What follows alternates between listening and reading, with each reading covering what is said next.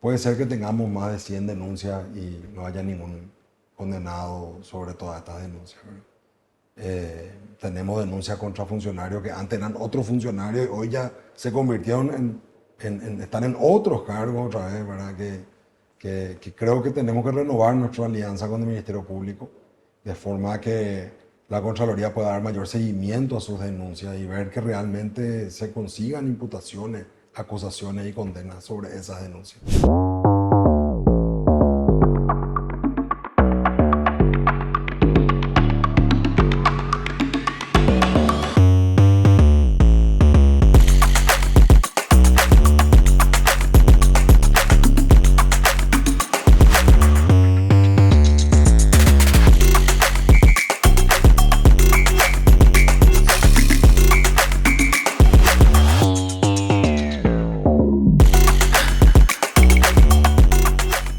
La Contraloría General de la República es probablemente uno de los órganos más importantes de rango constitucional, porque es el órgano que se tiene que encargar de controlar las actividades financieras y económicas de las instituciones públicas. Sin embargo, a pesar de su gran importancia, atravesó por un periodo de oscuridad de aproximadamente una década que incluyó un contralor y una subcontralora condenados por hechos de corrupción, seguidos por otro contralor que finalmente fue apartado del cargo o se vio forzado a renunciar debido a más hechos irregulares. Fue así que en 2019 la Contraloría quedó a cargo de Camilo Benítez Aldana, quien ha tratado de dar un giro interesante a la institución. Apostó por la transparencia, o al menos es lo que dice en su discurso, a pesar de las consecuencias políticas que ellas podrían significar. En esta edición de Sin Filtro, el Contralor General de la República, Camilo Benítez Aldana, en un mano a mano franco, nos cuenta la situación en la que encontró la institución, cómo está, cuál es el legado que quiere dejar y cuáles son los principales desafíos en la lucha contra la corrupción, que, ojo, incluso dio cifras. 800.000 millones de guaraníes han sido denunciados como daño patrimonial en aproximadamente 100 casos impunes hasta el día de hoy. Contralor, ¿cómo estás? ¿Qué tal, Juanqui? Encantado de tenerte acá en la Contraloría General de la República. Es un honor para nosotros. No, Camilo, empezando un poco de... Yo recuerdo, ya te hice esta pregunta en la radio, pero también siempre es bueno recordar porque por ahí en el día a día uno asume que todos conocen lo que todas las instituciones hacen. Pero ¿cuál es el rol principal? O sea, digamos, cuando uno habla de Contraloría, ¿de qué tipo de trabajo estamos hablando? Bueno, primero hay que hacer un poco de historia. La Contraloría General de la República fue creada hace 30 años con la Constitución del año 1992. Antes el sistema del control fiscal en Paraguay era un sistema judicial liderado por el Tribunal de Cuentas, dependiente del Poder Judicial. Y hace 30 años que se crea la Contraloría General de la República como entidad fiscalizadora superior del Paraguay. La actividad de la Contraloría es controlar la ejecución presupuestaria, la actividad económica y financiera del Estado. Tenemos una competencia de vigilancia en el manejo del patrimonio público y es en ese sentido que históricamente la Contraloría ha tenido un rol en auditorías financieras, que son auditorías contables, auditorías de cumplimiento, que son auditorías legales, y últimamente estamos avanzando hacia otro tipo de modalidad de auditorías que se conocen como auditorías de desempeño, que no solamente ya ven el aspecto contable, legal de la ejecución del gasto público, sino que también ven la eficiencia, la eficacia, la economía en la gestión pública. Y ahora, este año, estamos intentando lanzar la parte que a nuestro criterio complementa el control fiscal, que es el control preventivo también, ¿verdad? No solamente que la Contraloría haga un control posterior, ex post, como la gente normalmente lo dice, o dicho de otra manera, que solamente verifique la ejecución del presupuesto, sino que pueda fiscalizar antes también, ¿verdad? Ya los procesos antes de que se ejecuten. De esa manera vemos la experiencia en otros países, introduciendo un poco lo que es las herramientas de tecnología, de inteligencia artificial. Hay una reducción enorme en los márgenes del mal gasto público, por ende se reduce considerablemente los índices de corrupción. Creemos que ese es el paso que hace falta para que Paraguay mejore en la percepción que tiene la gente sobre la corrupción en Paraguay. Nosotros hoy en día lideramos siempre como uno de los países más corruptos de Latinoamérica, pero en cuanto a percepción estamos peor, es decir, pensamos que somos peor de lo que somos, ¿verdad? La gente cree que Paraguay es un país absolutamente corrupto. Entonces, como siempre digo yo, no haciendo lo mismo que venimos haciendo, no vamos a cambiar esa percepción. Por eso que estamos apostando mucho ahora a la modalidad de controles preventivos, especialmente con el cruzamiento de datos que ya hoy en día están en el Estado, con la utilización de inteligencia artificial, poder tratar de mejorar el gasto público. Pero básicamente la misión de la Contraloría es la lucha contra la corrupción. Es un complemento que debería de coincidir con el trabajo de persecución penal del Ministerio Público, con el trabajo que hace el Poder Judicial en cuanto a reducir los márgenes de impunidad.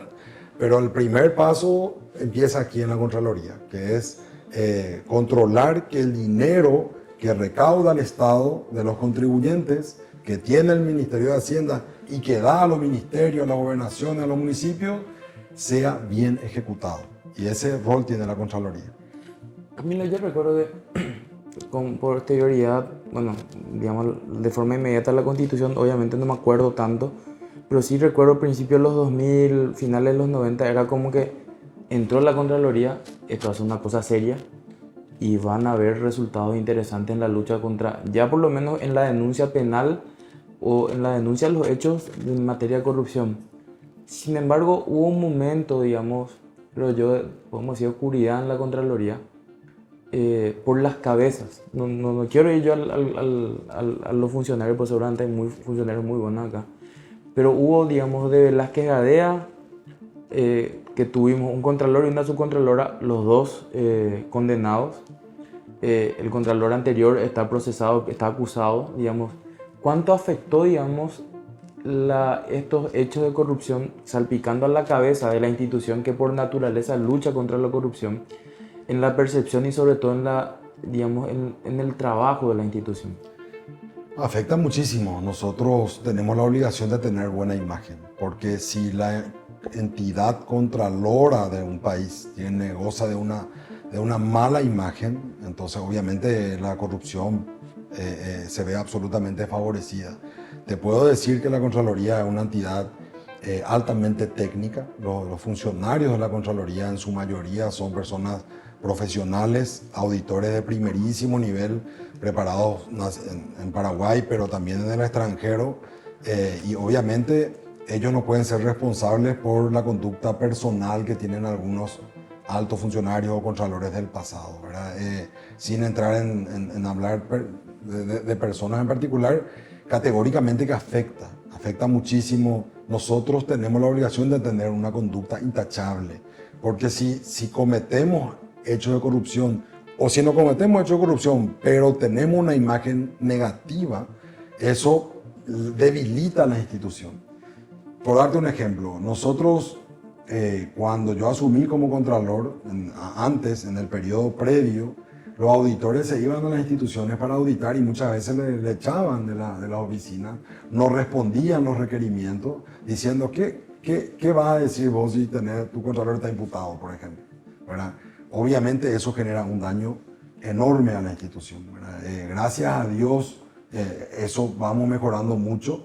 Como vos sabés, el año pasado Paraguay fue electo por unanimidad de 22 contralores. Decidieron que Paraguay sea que sea presidente de la Organización Latinoamericana y del Caribe de Entidades Fiscalizadoras Superiores, o la CEFS, que ahora la semana que viene vamos a hacer el traspaso de la presidencia de Perú a Paraguay. Eso jamás se hubiera logrado si no teníamos una imagen institucional sólida, funcionarios comprometidos al trabajo que estamos haciendo dentro del país y a nivel internacional también.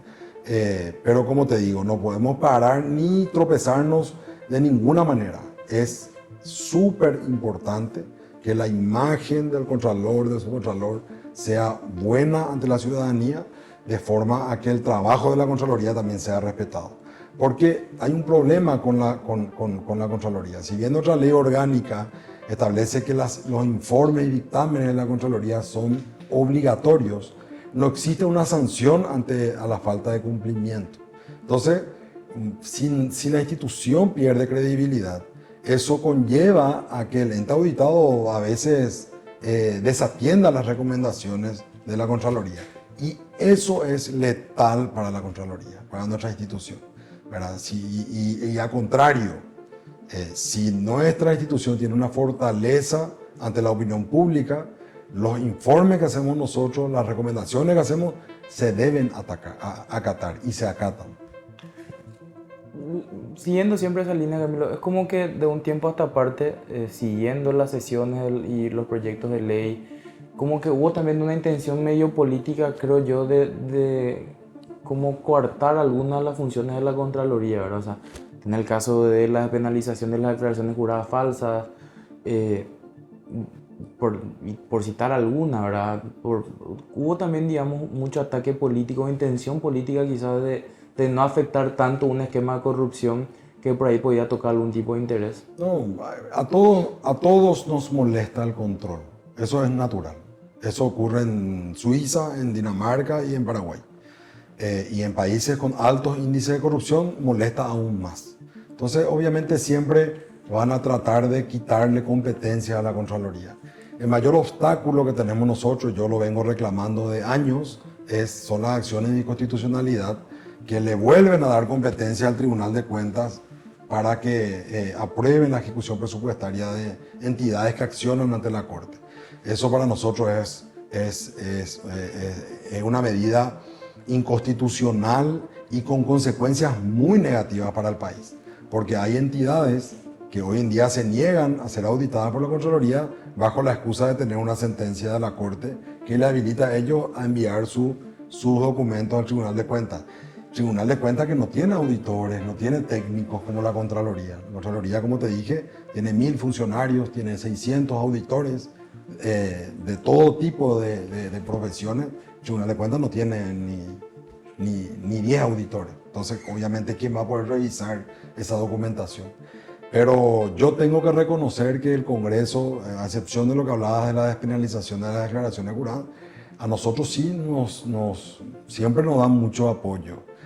La Contraloría es un órgano parlamentarista, es decir, el Parlamento nos designa y nos puede remover, y nosotros ya presentamos más de 3 proyectos de leyes para que justamente podamos mejorar nuestro trabajo. No te diría que tenemos un apoyo absoluto, pero tenemos un apoyo mayoritario de ambas cámaras del Congreso en la misión que hacemos nosotros. Todos, hasta los políticos más tradicionales y más conservadores, saben que ya no podemos seguir aumentando los índices de corrupción, ¿verdad? Lo que hace referencia, por ejemplo, al uso del dinero de Fonacide. Ahora estamos sacando el mes que viene un informe sobre alimentos escolares de los últimos 10 años, que va a ser muy emblemático, ¿verdad? Porque estamos hablando de cientos de millones de dólares que fue destinado para el alimento de niños que se utilizó mal, ¿verdad? Que el sistema fracasó. Y eso hasta el político más conservador sabe que es un fracaso. Y atenta contra lo más sensible de nuestra sociedad, que son los niños. ¿Vos crees, siguiendo un poco eso que contás ahora, crees que la corrupción, cuando hablamos de corrupción, pues parece una cuestión muy tácita, muy intangible? Sin embargo, ¿vos pensás que la corrupción está afectando el nivel de vida, de la calidad de vida de los ciudadanos paraguayos? No, pero eso es categórico. Y te voy a decir algo malo y algo bueno. Lo malo es que el paraguayo convive con la corrupción como si fuera una conducta habitual de la cual nunca podremos liberarnos. Por otro lado, te podría decir que cada vez hay menos corrupción, ¿verdad? Porque lo que sería 30 años atrás, en la época de la dictadura, por ejemplo, no existían órganos de control. No existía Ministerio Público, no existía Contraloría. O sea, la gente directamente disponía del dinero público sin ningún tipo de filtro, ¿verdad? O sea, el que dice, por ejemplo, que antes había menos corrupción que hoy, no tiene ningún sentido. Porque ¿cómo sabemos, cómo podemos medir eso si no habían órganos que podían controlar eso? Claro. Hoy en día, con todos los procesos de transparencia que tenemos, con las liberaciones de las declaraciones juradas, con la publicidad que se le da a los informes de la Contraloría, ¿verdad? Yo me atrevería a decir que vamos bajando los índices de corrupción, pero va subiendo también la sensibilidad de la ciudadanía. Cada vez somos menos pacientes o menos complacientes con la corrupción. Por darte un ejemplo, cuando yo era chico, mis padres decían, bueno, que roben, pero que no roben tanto, ¿verdad? Te aseguro que mis hijas ya no quieren que se robe nada. O sea, no es más, te acepto que roben un poco. O sea, yo creo que el paraguayo está mejorando en esta cultura de lucha contra la corrupción. Las mediciones que tenemos nosotros en cuanto a la denuncia ciudadana o la participación ciudadana en los procesos de control van aumentando de una manera impresionante. La gente cada vez se involucra más y cada vez reclama más. Y ese es el camino que tenemos que seguir. Pero cambiando la metodología, no solamente dependiendo de las personas, porque yo soy un funcionario que voy a estar acá un tiempo y después vendrá otro. Pero el sistema que se instaure ya no puede cambiar. Por eso es que tenemos que consolidar las instituciones del Estado y generar mecanismos de control que estén hoy ya bajo un procedimiento que no pueda retroceder. Por el ejemplo tuyo que fuiste el accionante en las declaraciones juradas. Ya, eso no puede tener un retroceso. No puede ser que mañana salga una ley que diga que no sean públicas las declaraciones de los funcionarios públicos. O sea, sobre esos pasos no podemos retroceder. Si tuviera que elegir, digamos, en estos años que estás como contralor, el informe sobre el acto de corrupción que vos hayas hecho, no puede ser que esto pase. ¿Qué vos piensas? ¿Cuál pensás que fue así, digamos, el peor rostro de la corrupción que viste hasta ahora? No pudiera darte un ejemplo porque es muy relativo. Nosotros hemos denunciado ya hoy más de 800 mil millones de guaraníes de perjuicios patrimoniales, más de 100 denuncias al Ministerio Público enviamos en los últimos años, referente al Ministerio de Obras Públicas, Ministerio de Salud, IPS, gobernaciones y municipalidades. Sin duda alguna, los organismos descentralizados son los que más denuncias tienen, los intendentes, los gobernadores, sin lugar a dudas.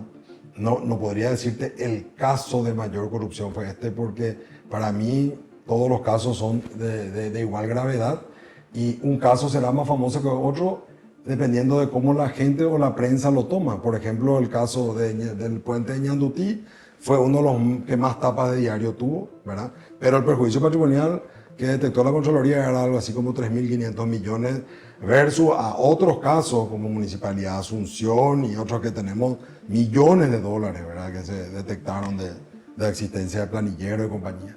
Pero si pudiera decirte cuál fue el informe más viralizado de la Contraloría, o que más gente opinó, que más impacto dio, fue sin duda el informe del saldo de la deuda de Itaipú, ¿verdad? Ese habrá sido el legado más emblemático que dejó nuestra gestión acá en la Contraloría en el periodo anterior. Y sin duda dio un antes y un después. Era una auditoría que fue encargada a la Contraloría por el presidente Lugo y Lula, cuando se hizo el acuerdo Lugo-Lula, y nunca salió. Pasaron más de 10 años para que ese informe pueda culminar.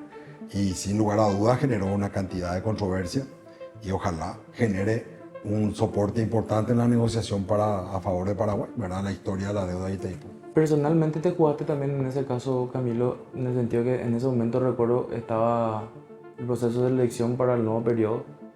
Bien o mal le afectó mayoritariamente a los gobiernos colorados, que tienen una mayoría legislativa, por lo menos en la Cámara de Diputados, muy amplia. Eso fue también, digamos, para destacar, digamos, en el sentido que fue jugado en materia que vos sabías que podía generar incluso enojo, que podría haber puesto en riesgo que se te seleccione para un nuevo periodo como Contralor. Totalmente. Yo pensaba que después de ese informe definitivamente no me iban a designar y de hecho fue quizás el motivo por el cual lo firmé, ¿verdad? Porque uno tiene que dejar legado en la vida y tener coraje. Para mí ese fue un año muy emblemático para mi propia vida, por cuestiones súper personales, pero que me ayudaron a mí a tomar esa decisión. Que salió, todo el mundo me decía, esto te va a generar un problema de por vida, pero en realidad yo lo hice pensando en que nosotros, independientemente del signo político que uno pudiera tener, uno no puede actuar de forma corporativa para lo malo. O sea, los principios de los partidos políticos te obligan a tener una actitud patriótica para los intereses de tu país. Y yo pensé de esa manera y lo sigo pensando. Obviamente los hechos históricos que ocurrieron hace 40 o 50 años no podemos juzgarlos con los tiempos de hoy. Pero lo que pasó en el pasado es una verdad absoluta, que se vendió la energía por debajo del precio en violación al tratado ocurrió. Nadie niega ese hecho. Nadie, ni el más fanático de la época. Eso ocurrió. Y no puede ser, por más que ya quizá haya prescrito la acción, o sea, las deudas históricas también se pagan y forman parte de la mesa negociadora. Es importante que en cualquier sociedad en el mundo, lo que haya pasado antes forma parte del presente también. No de manera obligatoria, pero sí como un hecho que suma, ¿verdad?, para al momento de negociar. Por ejemplo, ahora la revisión del anexo C, ¿verdad? Yo no digo que nuestro informe sea perfecto. Seguramente tendrá su cuestionamiento, pero hay hechos históricos que no fueron cuestionados. Y el hecho de que se vendió la energía, el excedente de la energía paraguaya, durante un año luego a precio cero, pero después por debajo del costo y en violación a la letra del tratado, ese hecho no fue refutado por absolutamente nadie. Pues sabes que yo creo que hay como, digamos, la clase media en general en Paraguay está como que muy enfocada en el día a día y de por ahí muchas veces no sigue o no tiene el tiempo lastimosamente para apropiarse de este tipo de informes o de este tipo de realidades o de todas las denuncias que hacen ustedes de cuestiones que le afectan, ¿verdad? Sin embargo, yo creo que en algún momento, digamos, vamos a necesitar esa postura que vos decís que de a poco se está dando, pero en algún momento va a tener que ser, digamos, un poco más drástica frente a todas las denuncias que hacen ustedes de corrupción, de que la gente ponga un estate quieto también a la clase política, porque si no, a veces parece que es un saludo, o sea, una cuestión meramente simbólica la que hacen ustedes, o incluso los medios o desde los medios de comunicación denunciando la corrupción, ¿verdad? La conducta, mira, esto está estudiado. La conducta corrupta o los hechos de corrupción tienen un sustento, digamos, doble, de dos pilares. Uno tiene que ver con una cuestión de valores, que para poder mejorar eso ya tiene que ver con nuestra cultura, con nuestra educación, con el sistema educativo, que tengamos más educación cívica para que la gente se comporte mejor. Pero el otro componente es la impunidad. Es decir, si una persona sabe que va a poder robar y salirse con la suya, va a verse tentado a robar. Pero si hay muchos casos donde una persona comete un hecho de corrupción y termina en la cárcel, la gente tiene miedo. Y el miedo es el mejor aliado a la lucha contra la corrupción. Porque el funcionario público, al tener miedo, automáticamente hace que quizás se abstenga de cometer un acto inmoral. Porque los hechos de corrupción son actos inmorales. Y el ejemplo de tu caso de las acciones de la publicidad de las declaraciones juradas, me parece un caso espectacular. Porque antes los funcionarios públicos que eran corruptos ponían a su nombre sus bienes, ¿verdad? Hoy no te digo que la publicidad hagan que no sean corruptos, porque categóricamente que no, pero no podrán poner a su nombre esos bienes. Tendrán que buscar seguramente un testaferro o otra persona, ¿verdad? Porque ya hoy en día es público esa información, ¿verdad? Entonces, pequeñas cositas que van cambiando ayudan a reducir los márgenes. No vamos a cambiar, como te digo, no vamos a cambiar nuestra forma de ser culturalmente de la noche a la mañana. Pero si es que los organismos de control y luego los organismos de persecución penal y el Poder Judicial son más eficientes en su labor, categóricamente que eso colabora para reducir los márgenes de corrupción. O sea que siguiendo un poco la transparencia, quiero hilar nomás, digamos, con esta pregunta previa. Recuerdo que, sin personalizar, si preferís, digamos, pero recuerdo que en la sesión en la que se estaba debatiendo el juicio político al contralor Enrique García, el senador Busarquis denunció que en algún momento la Contraloría como que fue tomada, por decirlo de alguna forma, por sectores políticos que tenían directores en direcciones estratégicas y que esto se había convertido en una especie de sitio de recaudación también para algunos sectores políticos, ¿verdad?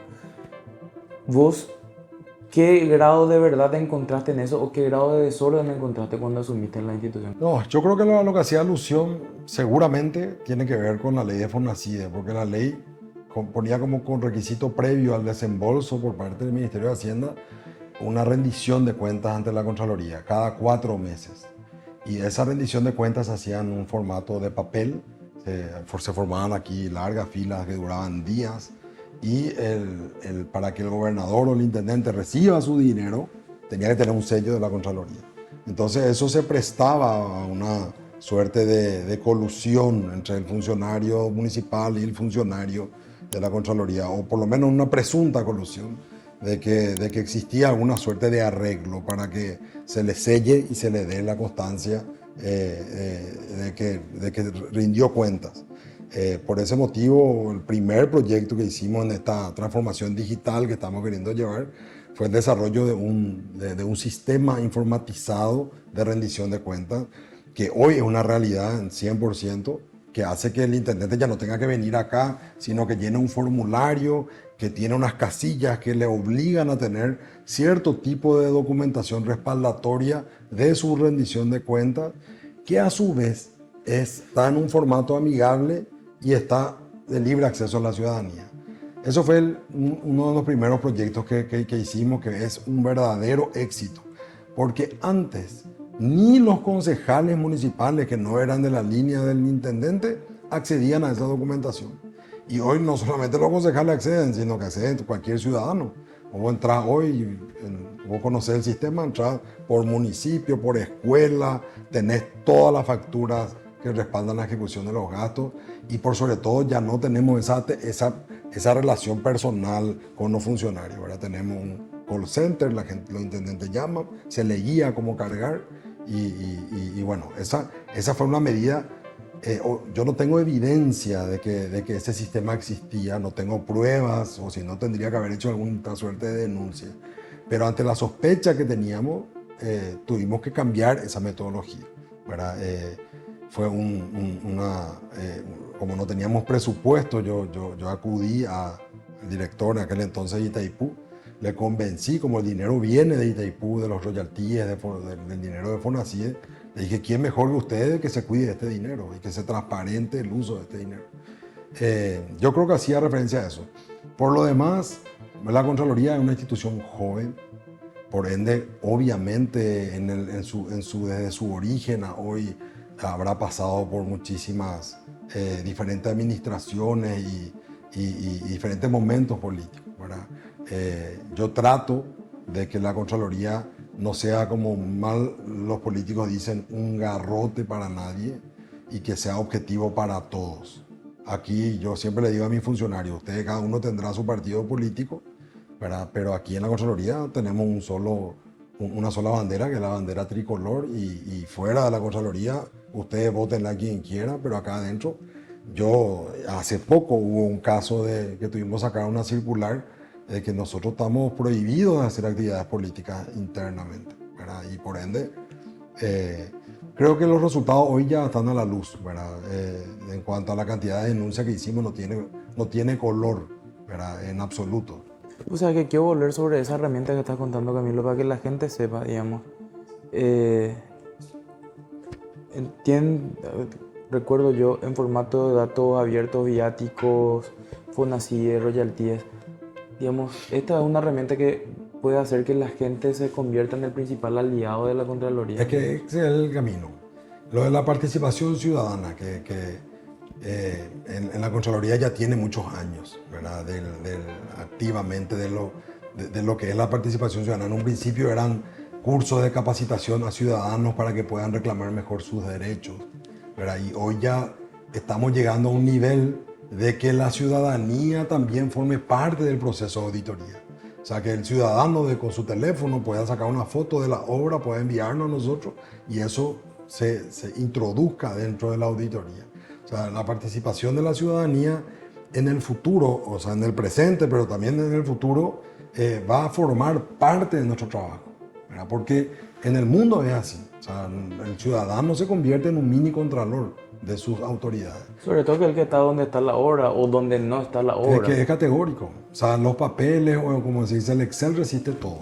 ¿verdad? Pero la realidad está en el campo. Y nosotros no podemos, y ni siquiera sería eficiente que la Contraloría crezca 50 veces su tamaño, ¿verdad? Nosotros tenemos 1000 funcionarios. Para cubrir toda la escuela todos los años necesitamos tener 15.000 funcionarios. Pero eso sería un gasto enorme para el erario público, que tampoco es positivo. Entonces, ¿cómo buscamos nosotros ser más eficientes? Uso de tecnología, participación de la ciudadanía. Ahí está la clave, que es con menos costo, ¿verdad? Hacer más eficiente nuestro trabajo, ¿verdad? La utilización de imágenes satelitales. Sacamos ya el año antepasado y pasado las primeras auditorías de obra con fotos satelitales, ¿verdad? El famoso caso del gobernador de Central, por ejemplo. Nosotros no podíamos encontrar dentro de sus facturas, no se encontraba fácilmente de dónde estaba la lesión de confianza. Hasta que empezamos a sacar fotos satelitales con tiempo.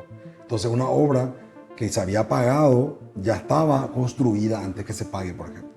Entonces ahí está pillando, ¿verdad? O sea, el uso de la tecnología conjuntamente con la participación de la ciudadanía es la clave del futuro del control. Y volviendo a lo que decía Camilo, de que acá cada uno tiene su preferencia política, pero que acá adentro se reserva eso. Yo quiero, vos reconociste siempre públicamente tu amistad con varios sectores políticos, o sea, con varios referentes de sectores políticos. Y sin embargo, en el trabajo de la Contraloría, por lo que se vio siempre es como que esta administración, de por ahí incluso las anteriores previas a las cuestionadas, digamos, las que terminaron con imputaciones, era, a pesar de esa amistad política, se daba rienda suelta en el sentido de que si hay algo que esté mal, nunca ustedes, digamos, iban a apañar ese tipo de situaciones, ¿verdad? No, Paraguay es un país pequeño, todos nos conocemos. O sea, si nosotros nos sentamos, hablamos una hora más, vamos a terminar siendo parientes de alguna manera, ¿verdad? Y categóricamente que la historia de la vida de cada uno hace que tenga relaciones personales con personas que luego terminan siendo políticos. Y eso es innegable. Lo peor de todo es vivir una mentira o negar una realidad. Ahora bien, mi trabajo está por encima y en manera más prioritaria a cualquier amistad que yo pueda tener. Y si el costo, que de hecho me ha costado perder amigos por causa de defender el trabajo de la Contraloría, y el destino. Y no tengo ningún problema en perder parientes, amigos, ningún problema, ¿verdad? Porque el que es tu amigo no te va a pedir algo indebido. Entonces, es normal. O sea, yo le digo siempre a mi señora, porque muchas veces ella también pierde amigos por mi culpa, le digo yo, mira, ese es el precio que tiene tener este trabajo. Pero sentíte orgullosa de esto, no te sientas avergonzada, ¿verdad? Yo no tengo vergüenza de hacer mi trabajo y estoy absolutamente consciente de las consecuencias que pueda tener esto y de las argelerías que provocan en muchísima gente, pero así es la vida. O sea, no pasa absolutamente nada. Si nosotros no tenemos coraje, no tenemos futuro en Paraguay. Empezaste por la sindicatura de quiebra en la función pública, ¿verdad? En realidad yo empecé trabajando en un estudio jurídico que se llama Zacarías y Fernández, con un abogado de nombre Wilfrido Fernández de Brix. Trabajé ahí 3 años y después yo trabajaba ahí a doble turno de 7 a 7 de la tarde y me metí en el mundo del gremialismo en la Facultad de Derecho. Fui delegado de curso, luego fui representante estudiantil. Entonces obviamente tuve que salir de ese trabajo y empecé a ser practicante en el Poder Judicial. Y después de un tiempo fui dactilógrafo en un juzgado de primera instancia. Luego de eso fui actuario durante 3 años en lo civil y comercial, que fue la máxima escuela que tuve dentro del mundo del derecho procesal, por lo menos. Y luego de eso concursé para ser síndico de quiebra. Y de ahí vine a la Contraloría. Esa es mi historia laboral. ¿Te ves dentro de algún cargo público posterior a la Contraloría? Yo no pienso mucho en eso. No me gusta pensar en eso. Sí asumo mi responsabilidad con seriedad. Es decir, yo fui confirmado en mis funciones por un periodo de 5 años. Siento que tengo la obligación de cumplir ese periodo. Es decir, hay veces que la gente me pregunta por qué no te postulás, por ejemplo, ahora para el cargo vacante del doctor Antonio Frete. Porque La Corte. para la Corte, para mí sería un sueño de mi vida ser ministro de la Corte. Pero yo no puedo ser irresponsable y dejar, ahora que me acaban de designar el año pasado en noviembre, por otro periodo, saltar de este barco e irme a otro, ¿verdad? Tengo que ser serio con los compromisos que asumo. Entonces terminaré aquí un periodo de 5 años y luego de eso, vamos a ver, por ahí me voy a otra función pública o por ahí me voy al sector privado, ¿verdad? No me vendría mal trabajar en el sector privado, la verdad que me seduce un poquitito a veces. ¿Cuál fue el momento ya, Camilo, del tramo final, digamos, las preguntas? Sí. ¿Cuál fue el momento de mayor presión, digamos, esto o de por ahí de mayor enojo de algún sector? Aparte fue digamos, el informe de Itaipú, o me imagino que hubo también algún enojo cuando vos públicamente asumiste, ya antes de que saliera la sentencia de la Corte Suprema, que las declaraciones juradas tenían que ser públicas, digamos. ¿Cuál fue el momento que generó más crispación política hacia tu desempeño? Esos dos, vamos a decirlo, de las declaraciones juradas, sin duda. Bueno, nosotros tomamos la decisión de no apelar las medidas judiciales, ¿verdad? Yo siempre dije, la ley dice con orden judicial, bueno, hay una orden judicial, yo publico, ¿verdad? Entonces, siendo que el que me antecedió recurría, decía apelaba, fue hasta la Corte inclusive, ¿verdad? O sea, el hecho que haya llegado a la Corte no fue por impulso mío, ¿verdad? Nosotros queríamos que se defina eso y teníamos una tesitura favorable a la publicidad pública. De hecho, en el caso de la Corte, nosotros metimos como 10 urgimientos para que la Corte se expida sobre eso, ¿verdad? Sin duda eso habrá sido un momento, recuerdo que hubo mucha presión política. El informe de Itaipú categóricamente que generó muchísima molestia en el sector del Partido Colorado, mi partido, ¿verdad? Porque mucha gente veía esto como un acto hasta de traición siquiera al partido. Por suerte hay personas que hoy viven en la política dentro del Partido Colorado que están de acuerdo conmigo, de que las responsabilidades son personales.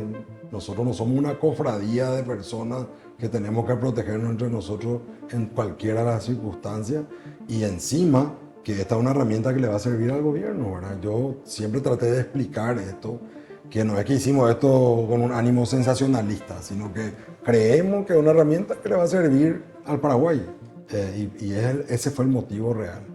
Y luego, a finales de agosto, nosotros presentamos el informe de dictamen de la Contraloría sobre la ejecución del año anterior.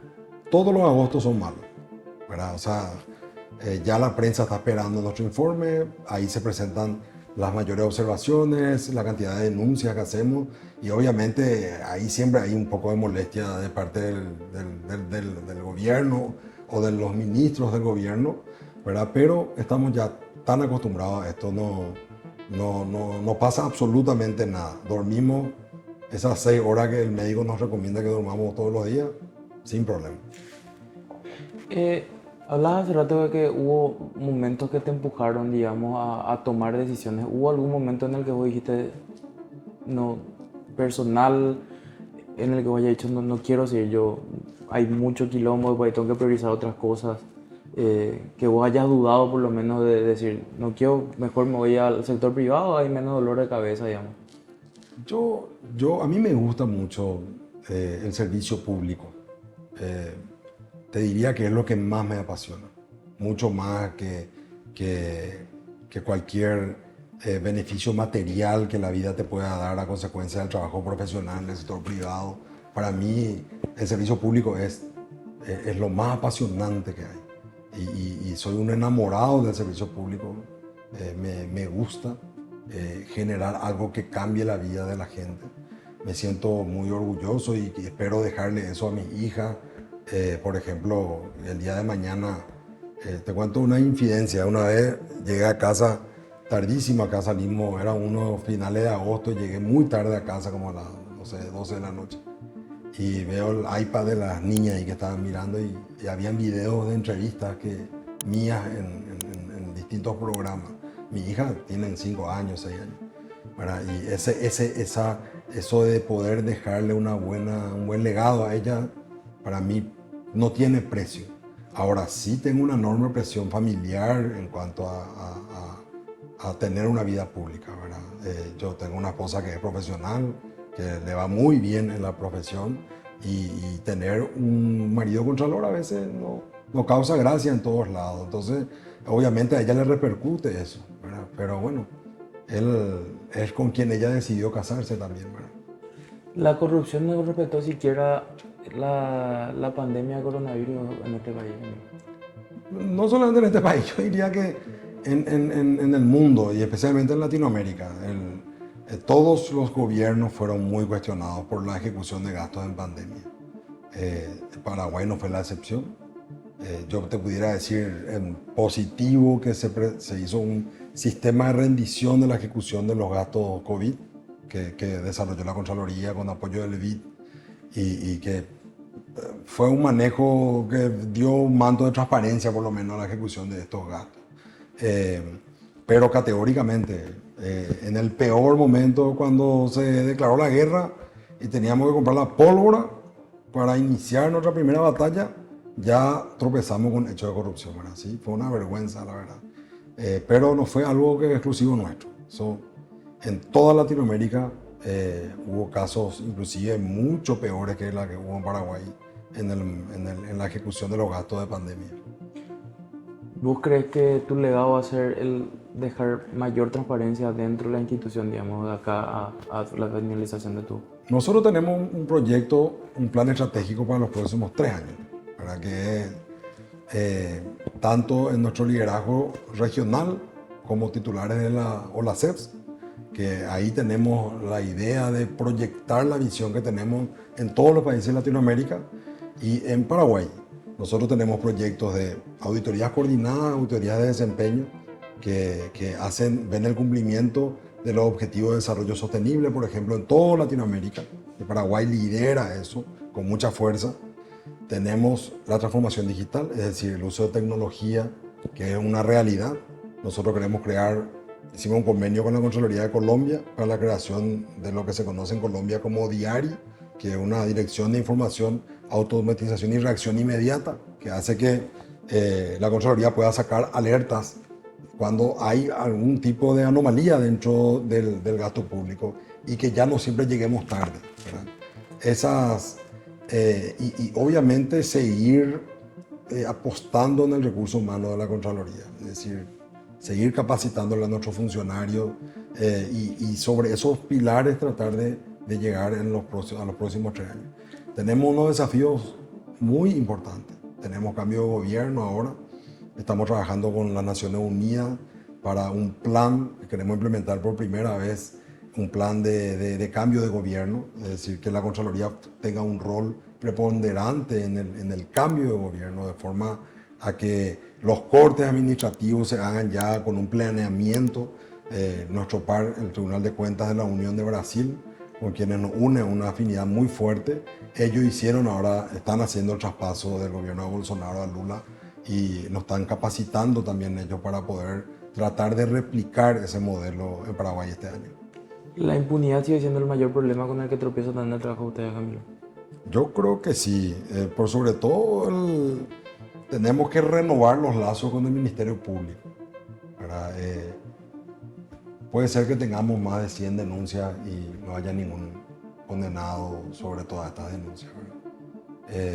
Tenemos denuncias contra funcionarios que antes eran otros funcionarios y hoy ya se convirtieron están en otros cargos otra vez, ¿verdad? Que creo que tenemos que renovar nuestra alianza con el Ministerio Público de forma que la Contraloría pueda dar mayor seguimiento a sus denuncias y ver que realmente se consigan imputaciones, acusaciones y condenas sobre esas denuncias. Gracias, Camilo.